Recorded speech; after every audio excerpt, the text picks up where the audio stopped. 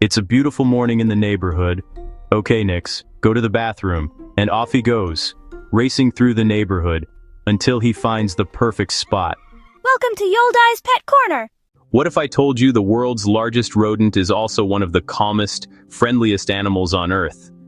This gentle giant, weighing up to 150 pounds, embodies a level of tranquility that seems almost mythical in the animal kingdom.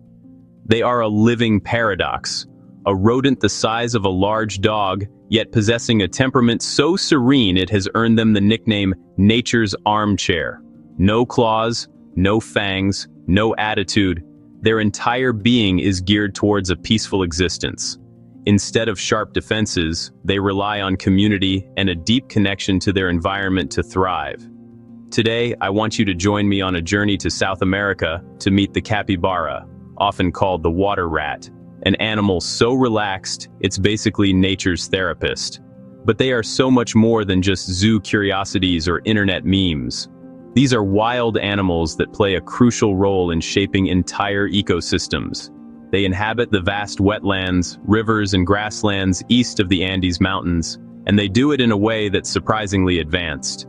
Their social structures and semi-aquatic lifestyle are a masterclass in adaptation. Let's start where their story begins, in the heart of their native lands. From the flooded savannas of Venezuela and Colombia to the dense wetlands of Brazil's Pantanal, and stretching down through Peru, Bolivia, Paraguay, and into Argentina and Uruguay, the capybara's domain is intrinsically linked to water. For them, water isn't just a preference, it's essential for survival. And by the end of this video, you'll understand why everything seems to get along with them. Capybaras aren't just zoo curiosities or internet memes. They're wild animals that shape entire ecosystems. They live in wetlands, rivers, and grasslands.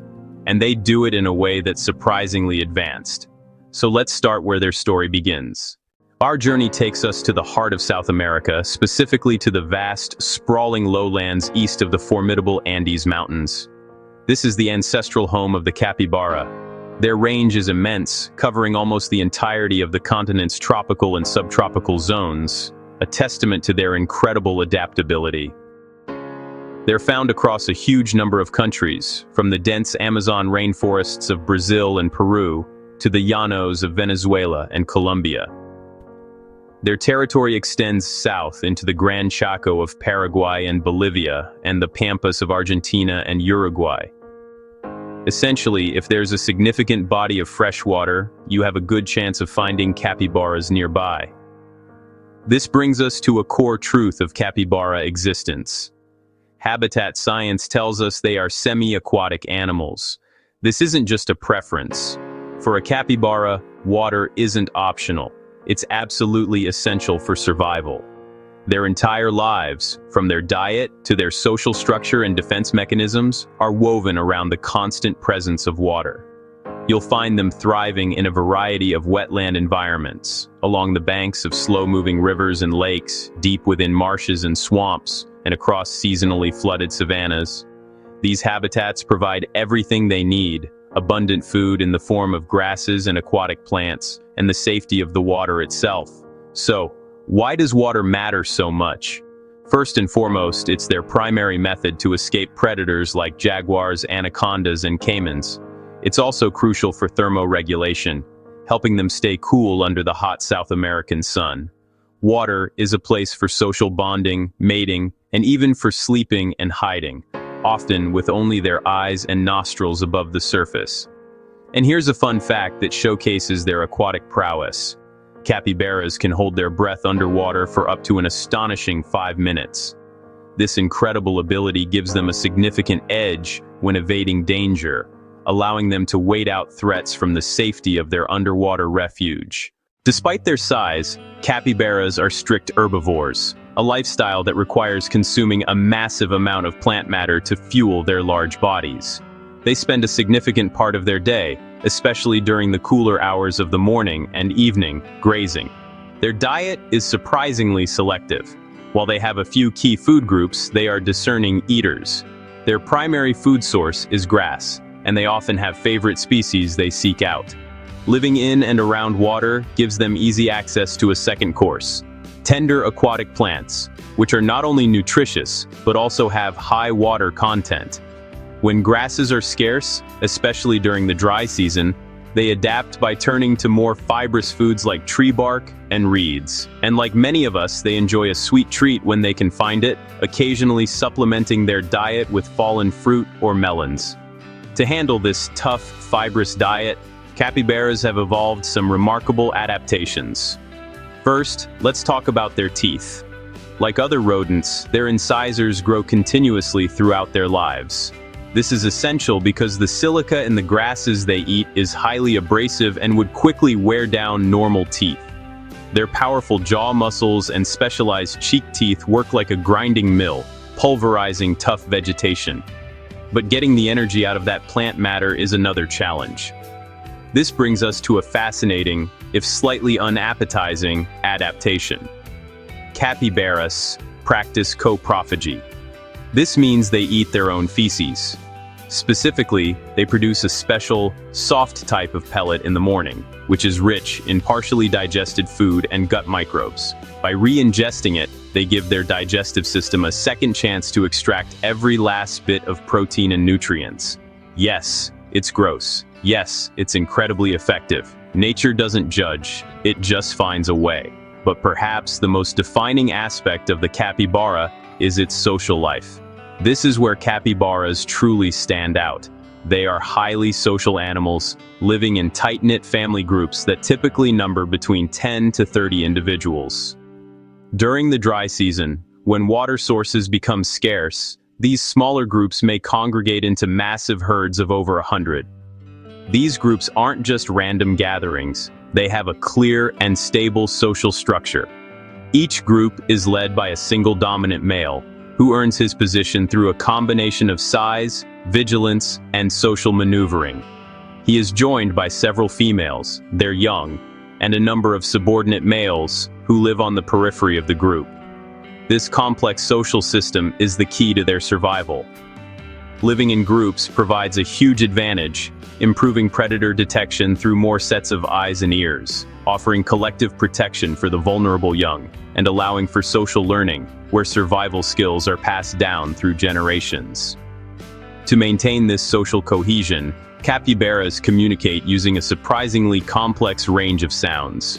They have a whole vocabulary of whistles, clicks, and soft purrs to signal contentment, maintain contact, and reinforce social bonds.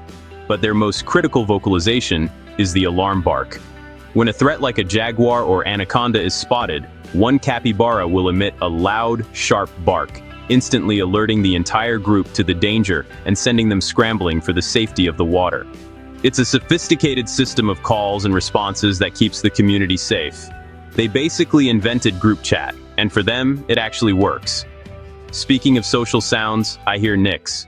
Hi boy, how are ya? Hi, Dad. I love your stories. And if you at home enjoy them too, please, pretty please hit like and subscribe. It makes me so happy. Thanks, Nix. Have a treat, and welcome back, folks. To understand why capybaras are some of the calmest animals on Earth, we have to start with who they actually are. It's a calmness you can feel just by watching them. Observe their pace, deliberate and unhurried.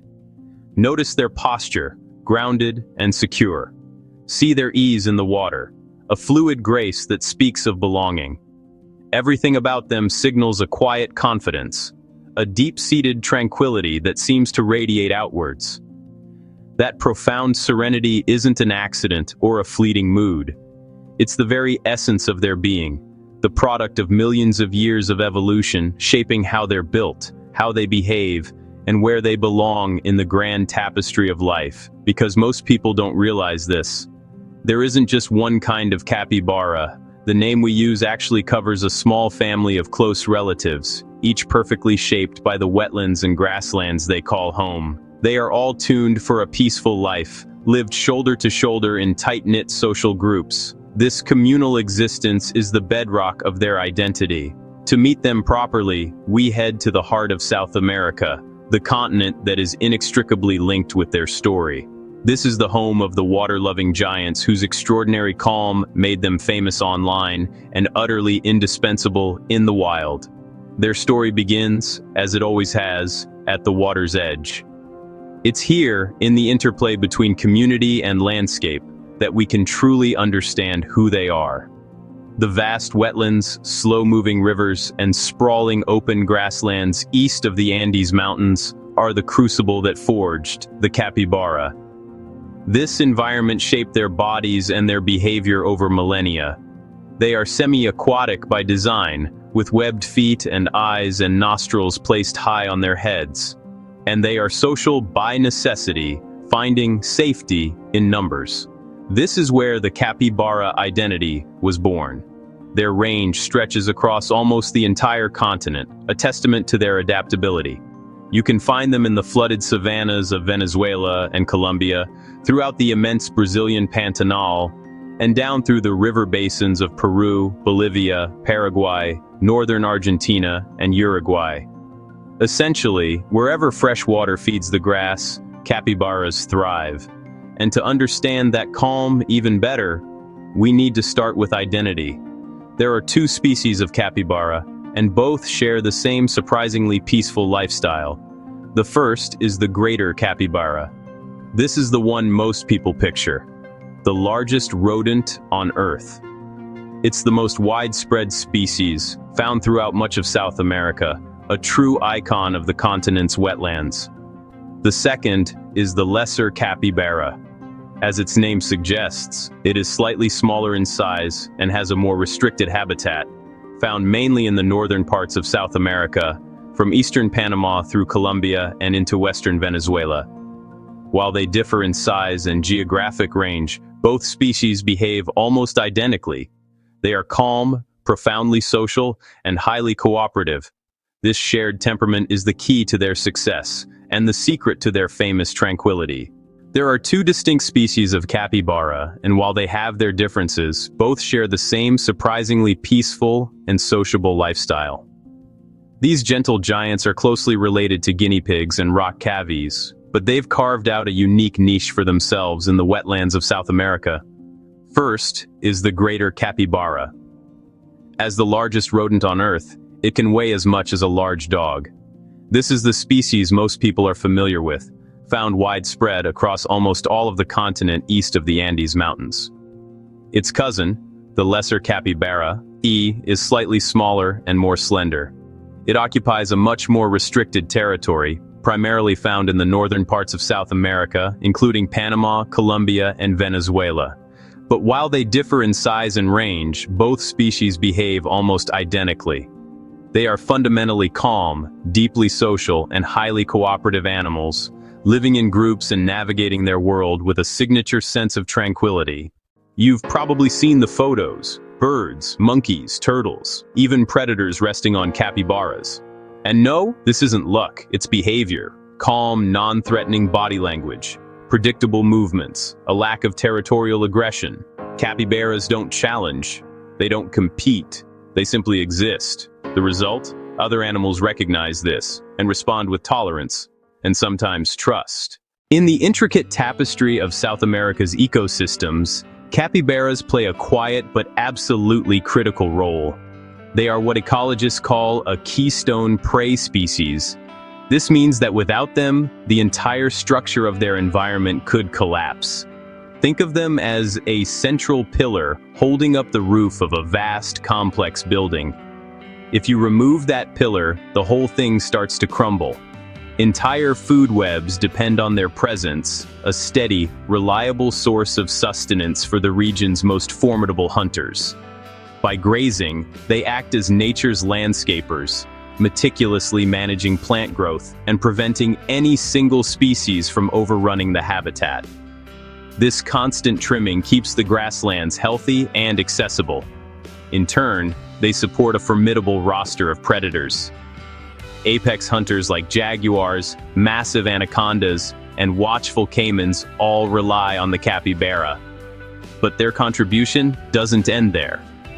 As they move and feed, they spread plant seeds in their droppings, helping to regenerate flora across the wetlands. Their semi-aquatic lifestyle, constantly moving between land and water, also helps maintain the health of these vital waterways. The science is clear: when capybaras disappear, ecosystems don't stay the same. the balance shifts dramatically.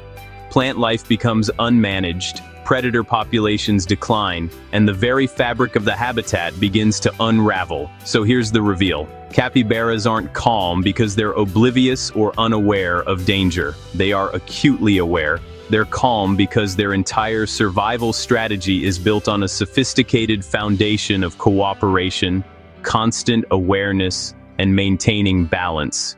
You see it in the watchful groups at the water's edge, where sentinels stand guard. You see it in their quiet, synchronized retreats into the reeds at the first sign of a threat.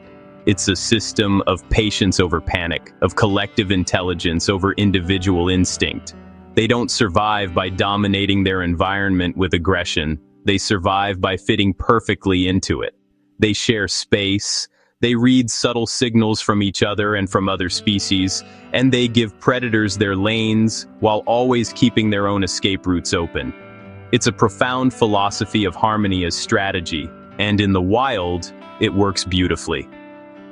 If you enjoyed this journey through South America and the world of the capybara, please hit that like button, subscribe to our channel, and share this with someone who needs a little more calm in their life. We love hearing from you, so comment below and let us know which animal we should travel to next. Thanks for being here with us. And remember, sometimes the strongest, most resilient animals are the ones that stay peaceful. Christmas may be over, but you know what isn't? Cats and dogs still freezing, still hungry, still waiting. This winter, your local animal shelter needs help more than ever. Please donate today and help keep them warm, fed, and safe.